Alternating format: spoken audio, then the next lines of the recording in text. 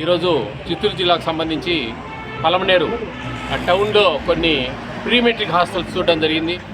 కొంచెం పరిస్థితులు బాగాలేవు ఇక్కడ హాస్టల్స్లో. ఇంత అవేర్ చేస్తూ ఉన్నాము, ఇంతగానము పబ్లిక్లోకి తీసుకెళ్తా ఉన్నాము, మెను డివైడ్ కాకూడదని. ఎక్కడ ఎవరికి భయపడే పరిస్థితుల్లో లేరు.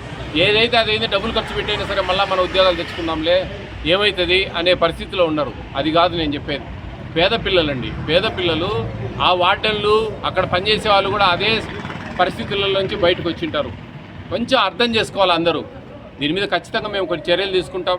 ఖచ్చితంగా మేము స్టేట్లో ఈ విషయాలన్నీ మాట్లాడతాం. ఇవన్నీ కూడా మెను డివైడ్ అవుతా ఉంది, పిల్లలు బయటకు వెళ్ళిపోతూ ఉన్నారు. ఇది BC pre matric hostel, SC pre matric hostel 1, 2 బాగుంది, 1 బాగాలేదు.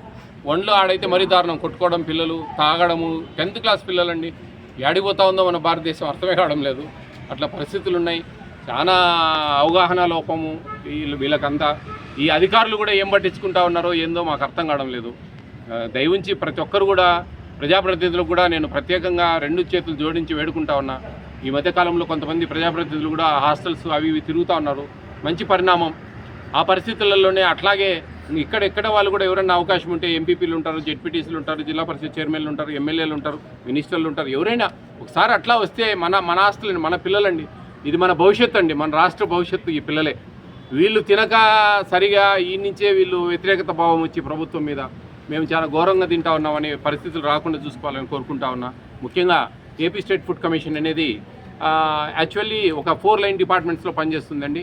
కేంద్ర రాష్ట్ర ప్రభుత్వాలు ఇస్తున్న ఉచిత ఆహారం మీద పనిచేస్తుంది ఏపీ స్టేట్ ఫుడ్ కమిషన్. దీంట్లో ముఖ్యంగా చాలామంది ఏమనుకుంటారంటే ఏదో ఈ హోటల్స్, డాబాలు, రెస్టారెంట్లు ప్లస్ చికెన్ షాపులు అవి ఇవన్నీ ఫుడ్ ఉంది కదా అని చెప్పేసి అన్నీ మాకు సంబంధం లేదండి. అది ఫుడ్ సేఫ్టీ వాళ్ళు చూస్తారు.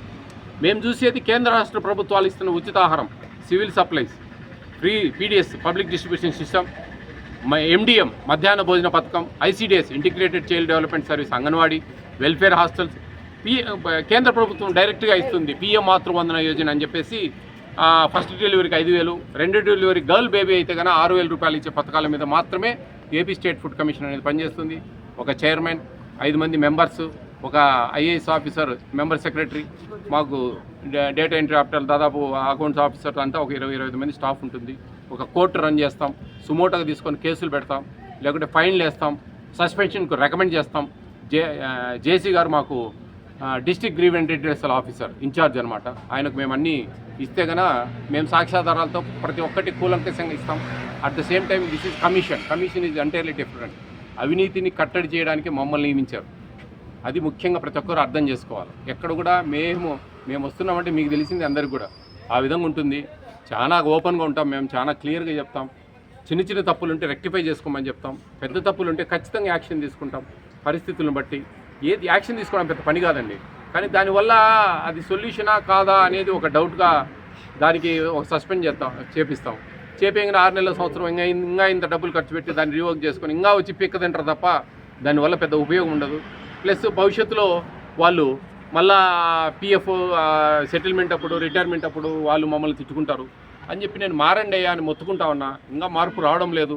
పర్వాలేదు చాలా వరకు. నిజంగా ఈరోజు పొద్దునంతా దాదాపు 8 హాస్టల్ చూశాను మదనపల్లి.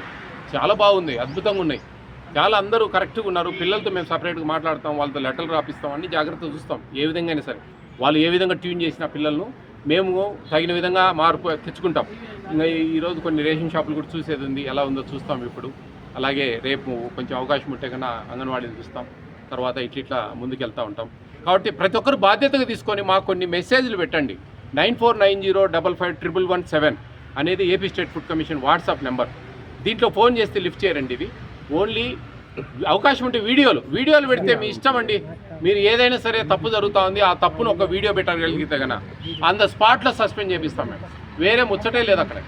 ఇంకా మ్యాటర్ రూపంలో పెడితే కన్నా మేము ఆ మ్యాటర్ను అధికారులకు పంపించి దాని మీద ఏం జరుగుతుంది ఏదో ఒక అలర్ట్నెస్ అండి.